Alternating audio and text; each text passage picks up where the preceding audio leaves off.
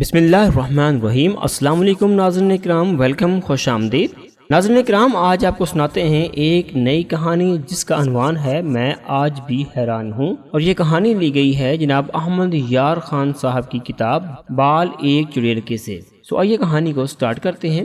بعض واقعات ایسے حیران کن ہوتے ہیں کہ سچے ہونے کے باوجود جھوٹے لگتے ہیں۔ پولیس والوں کے سامنے ایسے واقعات زیادہ آتے ہیں جو عام شہریوں کے لیے ناقابل یقین حد تک حیران کن ہوتے ہیں۔ یہ واقعہ جو میں آپ کو سنانے لگا ہوں ایسے ہی واقعات میں سے ایک ہے۔ یہ قارئین کے لیے شاید ناقابل یقین ہو، لیکن مجھ جیسے آدمی کے لیے جس نے پولیس سروس میں 25 سال قتل، ڈاکے اور بے شمار جرائم کی تفتیش کے سلسلے میں لوگوں کے گھروں کے اندر کے اور دلوں کے اندر کے بھید بہت قریب سے دیکھے ہوں، یہ واقعہ ناقابل یقین یا حیران کن نہیں، البتہ غیر معمولی ضرور ہے۔ یہ جذبات اور جذبہ احسار کی ایک غیر معمولی مثال ہے۔ یہ میرا ایک ایسا کیس ہے جس کی میں نے تفتیش مکمل کر دی تھی۔ قاتل کو پھانسی دے دی گئی تھی، لیکن 20 سال بعد پتہ چلا کہ میری تفتیش مکمل نہیں تھی۔ یہ 1962 کا ذکر ہے۔ پاکستان کے ایک شہر میں ایک آدمی کو دیکھا، شک ہوا کہ اسے پہلے بھی کہیں دیکھا ہے۔ وہ بھی مجھے دیکھ کر ٹھٹک گیا۔ وہ سامنے سے آ رہا تھا، مجھے دیکھتا رہا، قریب آ کر ہم دونوں رک گئے۔ اس نے ہاتھ آگے کیا اور مسکرا کر مجھ سے پوچھا، کہاں ہیں آپ؟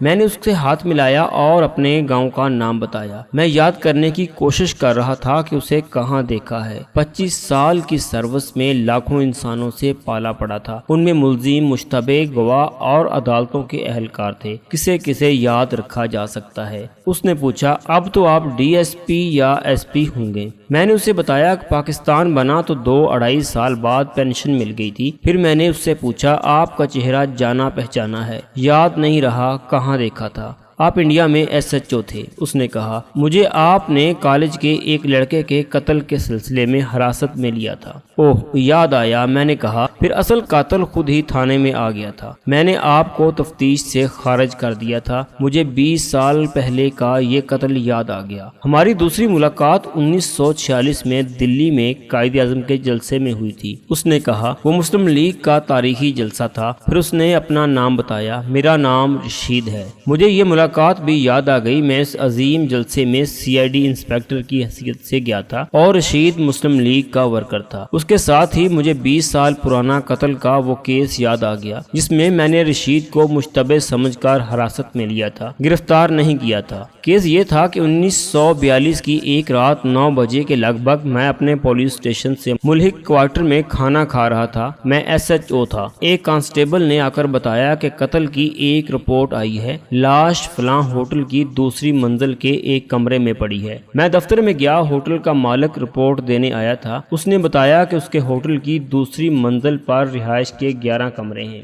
تقریباً 8:15 بجے ایک بیرا ایک کمرے کے سامنے سے گزر رہا تھا۔ اسے اندر سے چیخ سنائی دی۔ اس نے دروازہ کھولا تو اس کی نظر فرش پر پڑی۔ یہاں اس کمرے میں رہنے والے 3rd ایئر کا ایک اسٹوڈنٹ فرش پر تڑپ رہا تھا، اس کا خون بہہ رہا تھا۔ اسی کی عمر کا ایک لڑکا جو اس کے پاس کھڑا تھا بیرے کو دیکھ کر اتنا تیز دروازے کی طرف دوڑا کہ بیرے کو اس کا دھکا لگا۔ بیرا گرتے گرتے بچا اور وہ لڑکا بھاگ گیا۔ بیرے نے اس کا پیچھا کرنے کی بجائے ہوٹل کے مینیجر کو جا بتایا۔ مینیجر نے مالک کو بتایا۔ سب کمرے میں گئے تو لڑکا مر چکا تھا۔ میں نے 2 کانسٹیبل ساتھ لیے اور ہوٹل میں پہنچا۔ وہاں سب سے پہلی خرابی یہ دیکھی کہ ہوٹل کے باہر اتنے لوگ جمع تھے کہ ٹریفک رکی ہوئی تھی۔ ہوٹل کے کھانے کے حال میں تماشائیوں کا ہجوم تھا۔ جب میں اوپر گیا تو رہائشی کمروں کے سامنے لوگ سر کے بالوں کی طرح جمع تھے۔ میں نے اور کانسٹیبلوں نے بڑی ہی مشکل سے لوگوں کو ہٹایا۔ وہاں تو آنسو گیس پھینکنے کی ضرورت محسوس ہو رہی تھی۔ چند آدمی کمرے کے اندر بھی چلے گئے تھے۔ اس کا نتیجہ یہ تھا کہ پاؤں اور انگلیوں کے نشان ملنے کا سوال ہی ختم ہو گیا تھا۔ یہ نشان قتل کی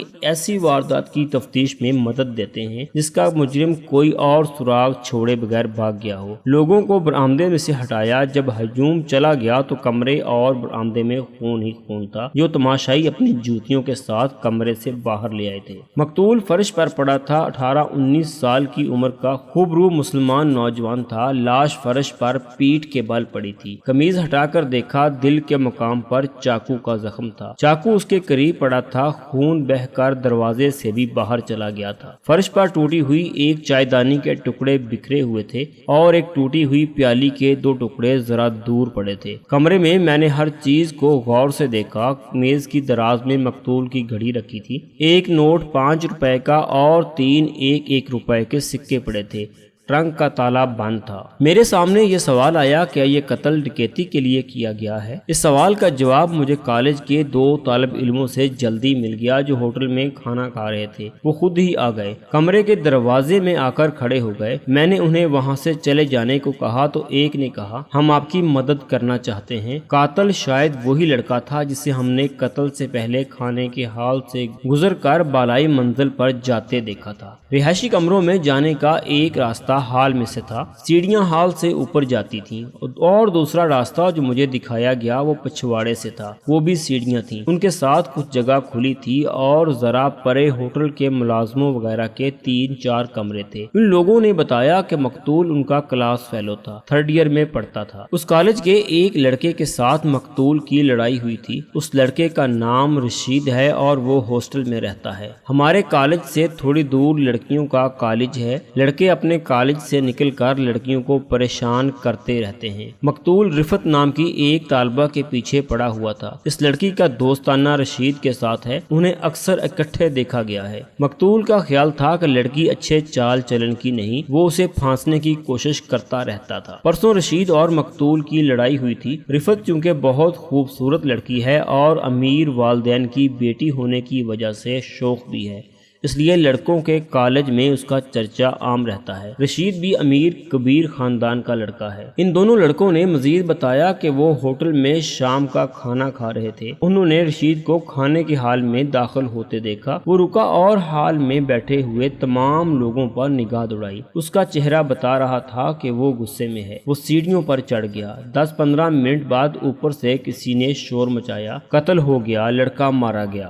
تمام لوگ جو حال میں کھا پی رہے تھے دوڑتے ہوئے اوپر چلے گئے۔ ان دونوں لڑکوں نے جب اوپر جا کر مقتول کو دیکھا تو انہیں یقین ہو گیا کہ اسے رشید قتل کر گیا ہے۔ قتل کی وجہ اور تحریک واضح تھی۔ میں نے دونوں لڑکوں پر جرح کی، وہ جو کچھ جانتے تھے مجھے بتا دیا، مگر وہ موقع واردات کے گواہ نہیں تھے، صرف گواہ تھے جو میری تفتیش کے لیے بہت ضروری تھے۔ وہ مبینہ ملزم رشید کے متعلق جانتے تھے کہ ہاسٹل میں رہتا ہے۔ رفت کے گھر کا انہیں علم نہیں تھا، لہٰذا ان کی شہادت رشید کی گرفتاری کے لیے کافی نہیں تھی۔ رشید کو صرف شامل تفتیش کیا جا سکتا تھا۔ جس بہرے نے قاتل کو کمرے سے نکلتے دیکھا تھا اس نے بیان دیا کہ مقتول کے کمرے کا دروازہ بند تھا، اندر سے ایک تو چیخ سنائی دی اور پھر ایسی آواز آئی جیسے کسی کو اچانک بڑی سخت چوٹ لگی ہو اور وہ درد سے کراہ رہا ہو۔ اس نے دروازہ کھولا، اس کے ہاتھ میں ٹرے اور ٹرے میں چائے کے برتن تھے۔ مقتول فرش پر پیٹ کے بل پڑا ہوا تھا اور ہل جل رہا تھا۔ اسی کی عمر کا ایک لڑکا ہاتھ میں چاقو لیے اسے دیکھ رہا تھا۔ بیرا سخت گھبرا گیا۔ اگر وہ ہوش ٹھکانے رکھتا تو قاتل کو پکڑ سکتا تھا یا دوڑ کر باہر نکلتا اور دروازہ باہر سے بند کر دیتا۔ وہ ڈر گیا۔ قاتل نے چاقو پھینک دیا اور گولی کی طرح دروازے کی طرف گیا۔ اس نے بیرے کو دھکا دیا، اس کی ٹرے گر پڑی، چائے دانی اور ایک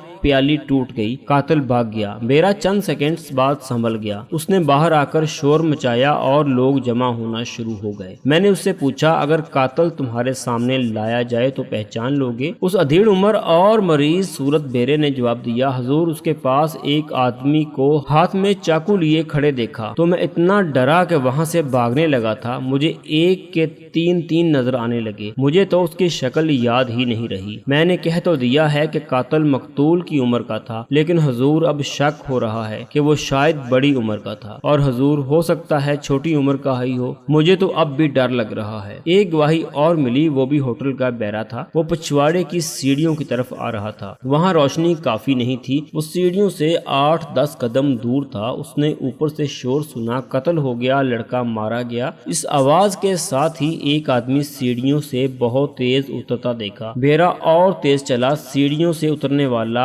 آخری سیڑھی سے زمین پر گرا اور فوراً اٹھ کر دوڑ پڑا۔ بیرے نے پکڑو پکڑو کا شور کیا، خود خود بھی اس کے پیچھے دوڑا لیکن وہ آدمی تیز تھا، غائب ہو گیا۔ یہ بیرا بھی قاتل کا حلیہ بیان کرنے سے قاصر تھا۔ میرے پاس صرف 2 اسٹوڈنٹ رہ گئے تھے۔ ان کے بیان کی روشنی میں میں ان کے کلاس فیلو رشید کو مشتبہ فرد کی حیثیت سے تفتیش میں شامل کر سکتا تھا۔ اگر مجھے قابل اعتماد مزید شہادت یا موقع کا کوئی پکا گواہ مل جاتا تو میں مقتول کی لاش کو پوسٹ مارٹم کے لیے بھیجنے سے پہلے رشید کو گرفتار کر لیتا۔ گرفتاری کا ابھی پورا جواز نہیں ملا تھا۔ رشید کے متعلق مجھے یہ فکر نہیں تھا کہ لاپتہ ہو جائے گا اور میں اس کا عطا پتہ معلوم نہیں کر سکوں گا۔ وہ اسٹوڈنٹ تھا اور اس کے کالج سے آسانی سے اس کا پتہ لیا جا سکتا تھا۔ میں نے سب کو کمرے سے نکال دیا اور دروازہ بند کر کے مقتول کی میز کی درازیں دیکھیں۔ ٹرنک کی چابی دراز میں سے ملی، ٹرنک کی چیزیں نکال کر دیکھیں، مقتول کے بستر کو سونگا، چادر اٹھا کر اچھی طرح دیکھی، تکیہ بہت ہی غور سے دیکھا۔ میں کسی لڑکی کا کوئی خط،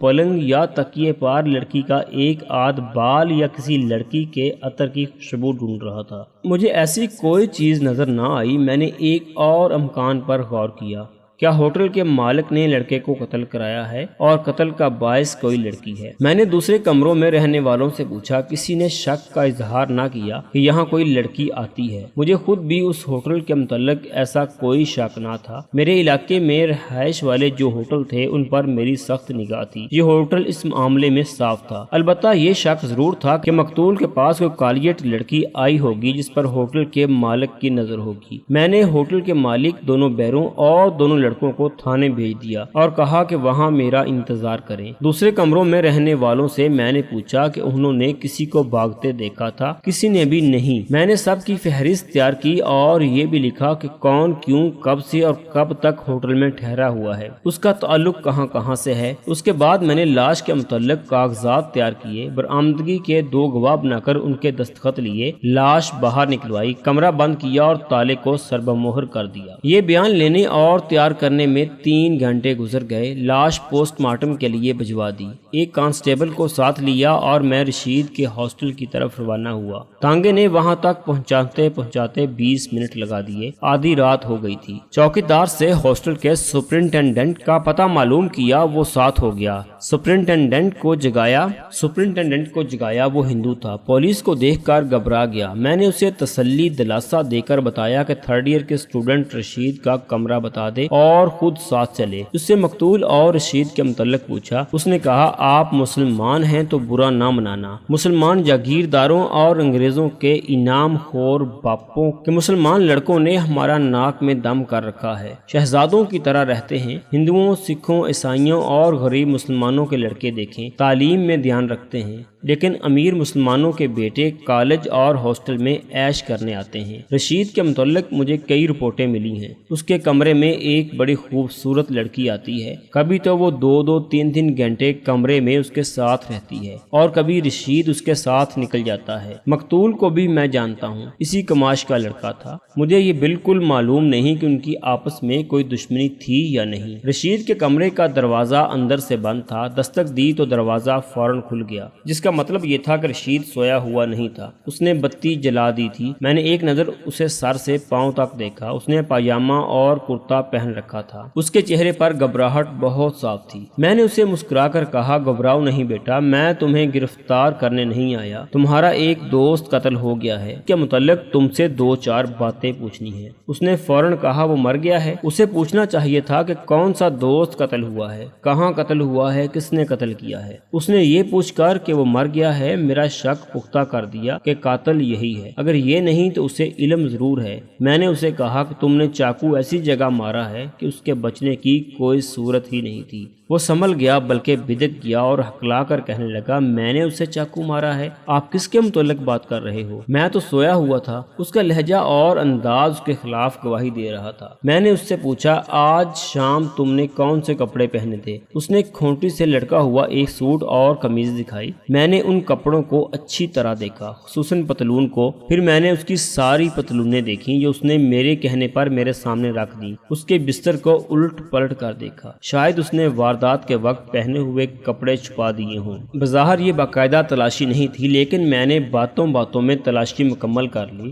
وہ واقعی بہت امیر لڑکا تھا۔ ایک ٹرنک اور چمڑے کے 2 اٹیچی کیس تھے، کپڑوں کی الماری تھی، فرش پر دری بچھی تھی۔ میں نے اس کے نیچے بھی دیکھا، میز کی درازیں بھی دیکھی۔ میں اس دوران اس سے غیر متعلق سی باتیں کرتا رہا، کوئی سیدھی چوٹ نہ کی، اور میں اس کا انداز اور اس کے چہرے کو دیکھتا رہا۔ مجھے وہ مشتبہ نظر آ رہا تھا۔ میں نے اس کی ساری پتلونیں اس لیے غور سے دیکھی تھیں کہ ایک بیرے کے مطابق وہ نیچے والی آخری سیڑھی سے گرا تھا، لہذا اس کی پتلون پر رگڑ اور گرد کا نشان ضرور ہونا چاہیے تھا۔ قمیض یا کوٹ پر خون کا کوئی داغ دبا ہونا چاہیے تھا، مگر مجھے ایسا کوئی نشان نہ ملا۔ اس کے بوٹ دیکھے، نیچے سے تلوے دیکھے، صاف تھے۔ میں اسے تھانے لے گیا، اس کے کمرے کی چابی اپنے پاس رکھ لی، اس کی تحریر لکھ کر ہاسٹل سپرنٹینڈنٹ کو دے دی تھی، اور ایک اور ضروری تحریر پر اس کے دستخط لے لیے تھے۔ اس وقت تک رشید سنبھل چکا تھا۔ تانگے میں وہ کبھی مجھ سے الجھ پڑتا کہ میں اسے بلا وجہ پریشان کر رہا ہوں، کبھی منت سماجت کرنے لگتا کہ اسے چھوڑ دوں، اس کا اس قتل کے ساتھ کوئی تعلق نہیں۔ میں اسے صرف تسلیاں دلتا رہا، واردات کے متعلق کوئی بات نہ کی نہ پوچھی۔ تھانے میں گئے تو میں نے اسے اپنے دفتر میں اکیلا بٹھا لیا اور کہا، دیکھو بیٹا، اپنے دماغ سے یہ غلط فہمی نکال دو کہ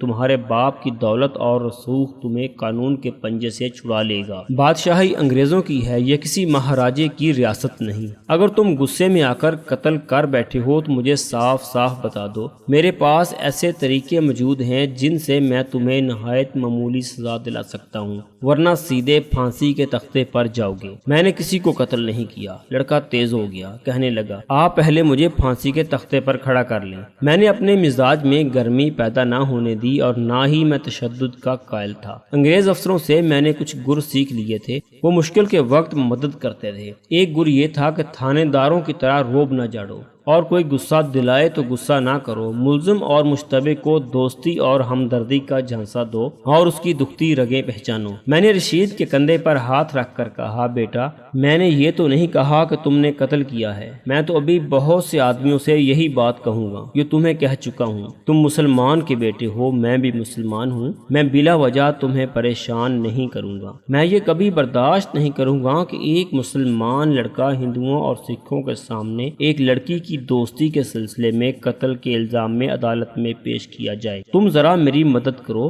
رفت کیسی لڑکی ہے؟ تمہارے علاوہ کسی اور کے ساتھ بھی اس کی دوستی ہے؟ اس کا رنگ پھیکا پڑ گیا۔ وہ مجھ سے پوچھا، آپ رفت کو کس طرح جانتے ہیں؟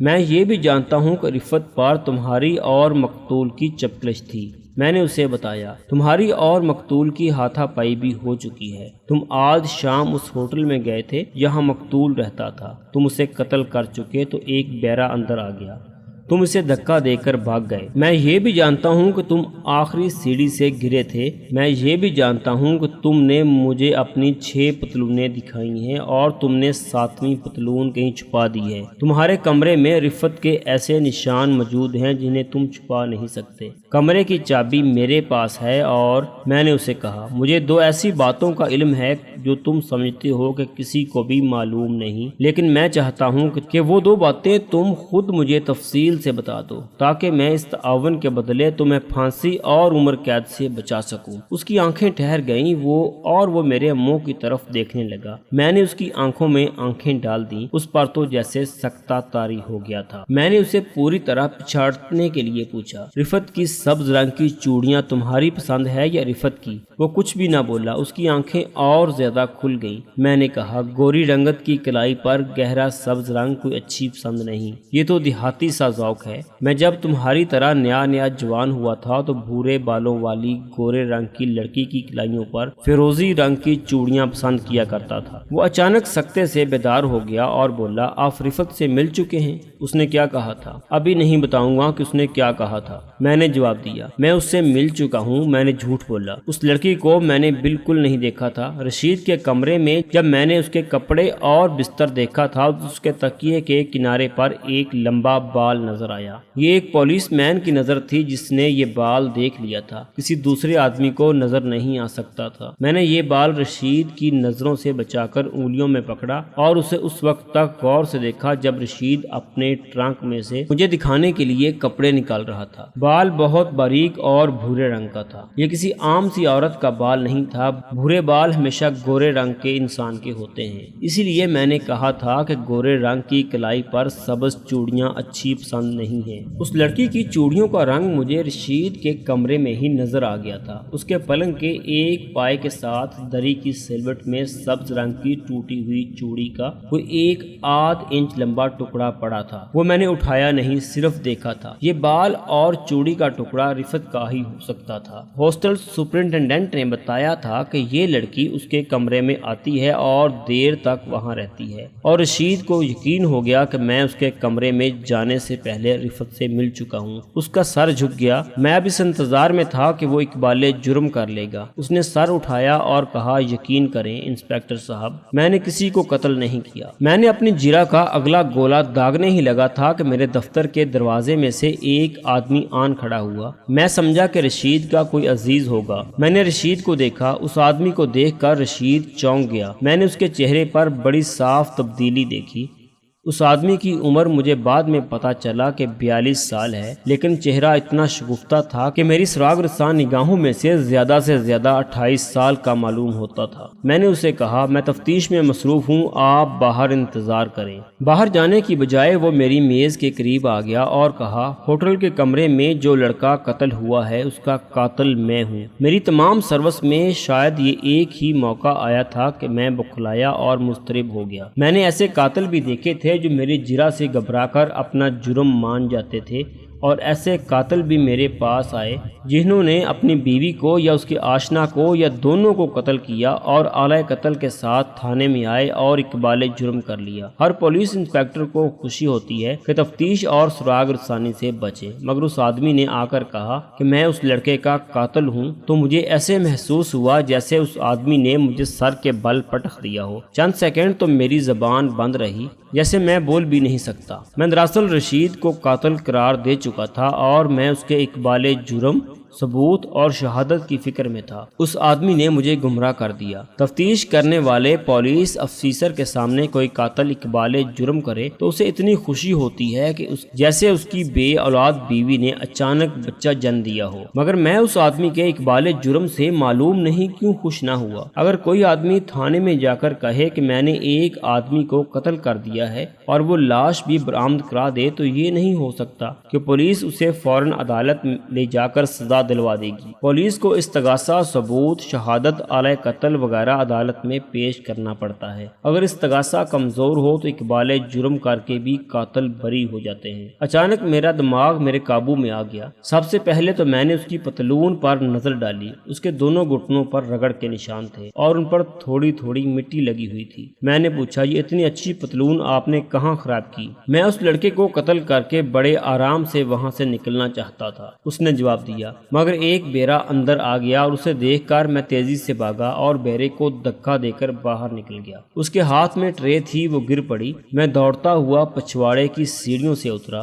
آخری سیڑھی سے میں گھٹنوں کے بل زمین پر گرا۔ اوپر سے اس بیرے نے شور مچایا تو نیچے ایک آدمی میرے پیچھے دوڑا۔ میں اٹھ کر بھاگا اور نکل گیا۔ میں نے مٹی بہت دور جا کر جھاڑی تھی لیکن پوری طرح صاف نہیں ہوئی۔ اگر یہ آدمی اپنے دفاع میں بیان دے رہا ہوتا تو میں اس پر سوالوں کا جال پھینکتا۔ وہ تو اقبال جرم کر رہا تھا۔ میں نے اسے کرسی پر بٹھا لیا اور اس سے پوچھا، آپ مجھے کس طرح یقین دلا سکتے ہیں کہ آپ کا دماغ ٹھکانے ہے اور آپ بقائمی ہوش و حواس اقبال جرم کر رہے ہیں؟ آپ ہی بتائیں کہ یقین کس طرح دلایا جا سکتا ہے؟ اس نے کہا، آلہ قتل کیا تھا؟ میں نے پوچھا۔ جو آپ کمرے سے اٹھا لائے ہیں، اس نے جواب دیا۔ ایک چاقو تھا جو میرا نہیں مقتول کا تھا۔ میں نے اپنی میز پر رکھا ہوا چاقو جو کاغذ میں لپٹا ہوا تھا اور جسے اس پر لگے ہوئے خشک خون کے کیمیاوی معائنے کے لیے بھیجنا تھا، کاغذ سے نکال کر اسے دکھایا۔ اس نے چاقو کا دستہ اپنی مٹھی میں لے لیا اور کہا، جی یہی چاقو تھا۔ اس نے چاقو مجھے دے دیا۔ یہ کوئی معمولی آدمی معلوم نہیں ہوتا تھا۔ اس کی پتلون قیمتی تھی اور اس نے بند گلے والا جو سویٹر پہن رکھا تھا وہ بھی قیمتی تھا، مگر سویٹر سامنے سے اس طرح پھٹا ہوا تھا جیسے کسی نے کینچی سے کاٹا ہو۔ پھٹی ہوئی جگہ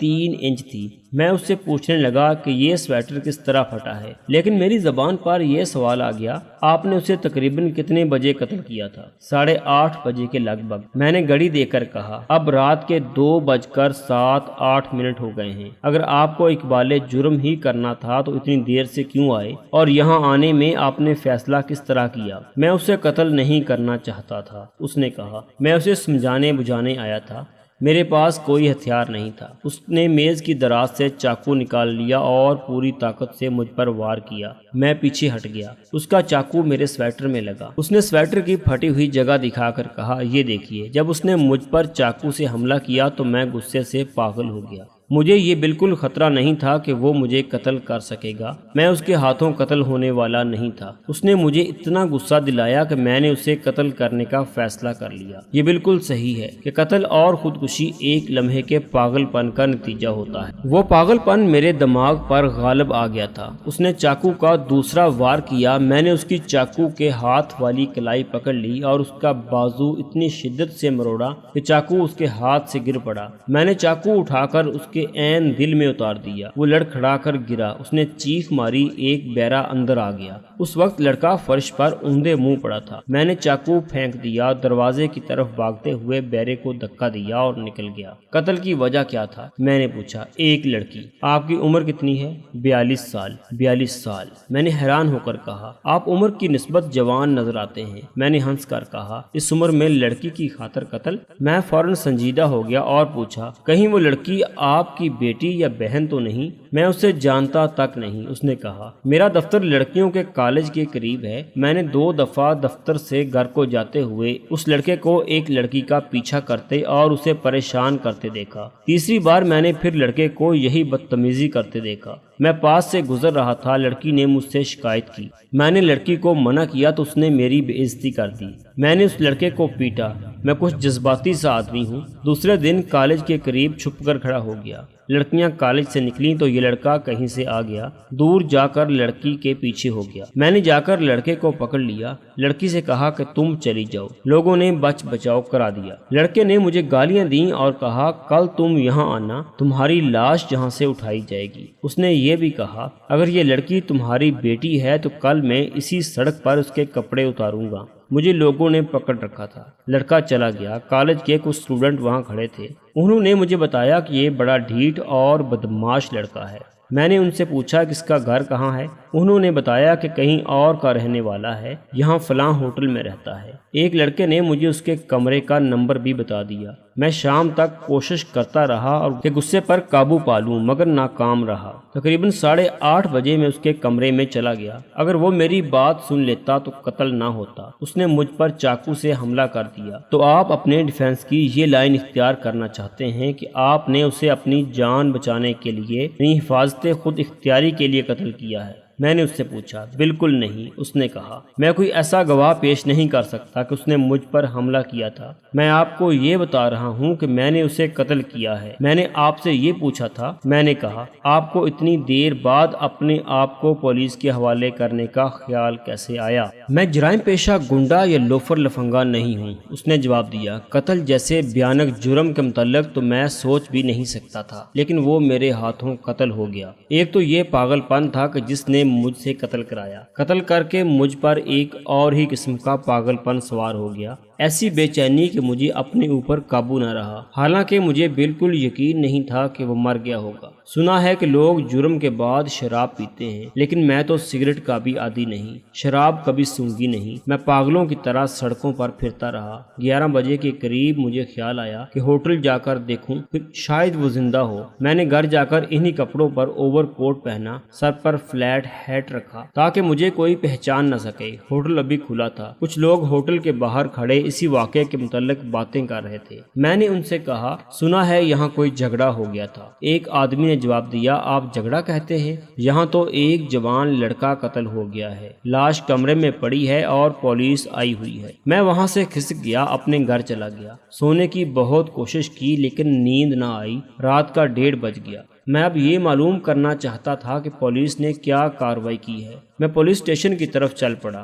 میرا ارادہ تھا کہ پولیس اسٹیشن کے باہر کوئی آدمی ملا تو اس سے پوچھوں گا۔ مجھے بالکل یہ خیال نہیں تھا کہ آپ دفتر میں موجود ہوں گے۔ میرا تو دراصل دماغ خراب ہو گیا تھا اور میرے اندر جو بے چینی تھی وہ مجھے باہر کو دھکیل رہی تھی۔ میں یہاں تک آیا تو تھانے کے باہر 2 آدمی کھڑے تھے۔ ان سے کہا کہ سنا ہے آج ایک لڑکا قتل ہو گیا ہے، قاتل پکڑا گیا ہے یا نہیں؟ انہوں نے بتایا کہ پولیس قاتل کو پکڑ لائی ہے۔ میں نے پوچھا وہ کون ہے؟ انہوں نے بتایا کالج کا ایک اسٹوڈنٹ ہے۔ اتنے میں ایک کانسٹیبل ٹہلتا ٹہلتا احاطے کے باہر آیا۔ ان 2 آدمیوں میں سے ایک نے پوچھا کہ قاتل یہی ہے یا اسے شک میں پکڑا گیا ہے؟ کانسٹیبل نے گالی دے کر کہا کہ یہی ہے، ثبوت پکا مل گیا ہے، ابھی اس سے اقبال جرم کرا لیا جائے گا۔ میں نے یہ سنا تو میرے دماغ میں یہی خیال آیا کہ پولیس نے ایک بے گناہ کو پکڑ لیا ہے، ایک اسٹوڈنٹ کو میں نے قتل کر دیا ہے اور دوسرا اسٹوڈنٹ پکڑا گیا ہے۔ کہیں ایسا نہ ہو کہ وہ کم سنی کی وجہ سے پولیس سے ڈر کر بے گناہ پھنس جائے۔ مجھے یہ ڈر بھی محسوس ہوا کہ پولیس اس پر تشدد کر کے اس سے جھوٹا اقبال جرم کرا لے گی۔